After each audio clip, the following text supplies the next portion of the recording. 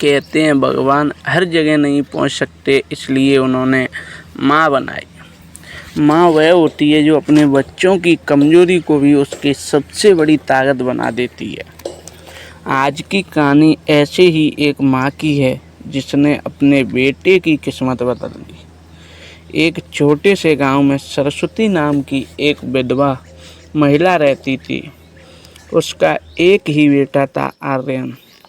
पति के निधन के बाद उसने खेतों में मजदूरी की, लोगों के घरों में काम किया और सिलाई करके अपने बेटे को पढ़ाया। आर्यन पढ़ने में कमज़ोर था।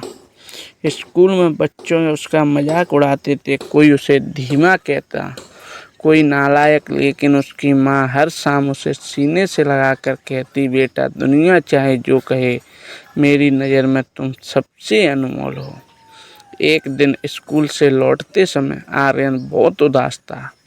उसके हाथ में एक बंद लिफाफा था। उसमें माँ से कहा था, मैडम ने कहा कि यह चिट्ठी सिर्फ आपको पढ़नी है। सरस्वती ने कांपते हुए हाथों में लिफाफा खोला। कुछ पंक्तियाँ पढ़ते ही उसकी आंखें भर आईं। आर्यन घबरा गया। माँ क्या लिखा है? माँ ने आंसू पोंछे, मुस्कुराई और बोली, बेटा इसमें लिखा है कि तुम्हारा बेटा बहुत प्रभावशाली है, हमारा स्कूल उसे पढ़ाने के लिए योग्य नहीं है, कृपया इसे घर पर पढ़ाइए। आर्यन की आंखों में चमक आ गई। उस दिन से उसकी माँ ही उसकी पहली और सबसे बड़ी गुरु बन गई। सुबह सूरज निकलने से पहले माँ उसे पढ़ाती, दिन भर मजदूरी करती, रात को लालटेन की रोशनी से फिर पढ़ाती। जब भी बेटा हार मानता, माँ कहती, याद रखो असली हार तब होती है जब इंसान खुद पर विश्वास छोड़ देता है। बरस बीतते गए, गरीबी रही, मुश्किलें रहीं, लेकिन माँ का विश्वास कभी नहीं टूटा। एक दिन आर्यन शहर के बड़े कॉलेज में पहुँच गया।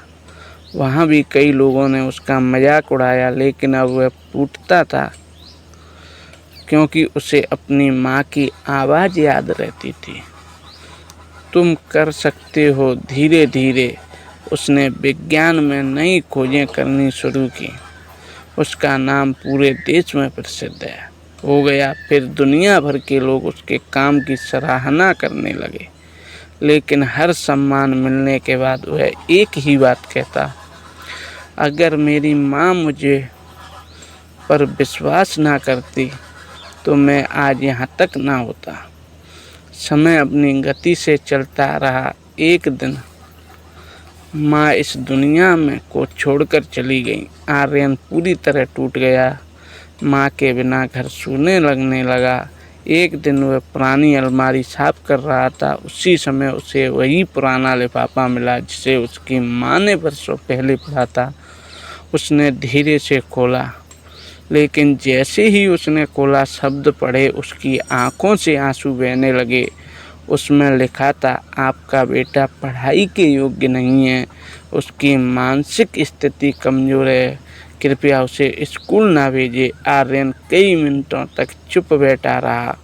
उसे समझ आ गया कि उसकी माँ ने उसे झूठ नहीं बोला था, उन्होंने उसके भविष्य को बचाया था।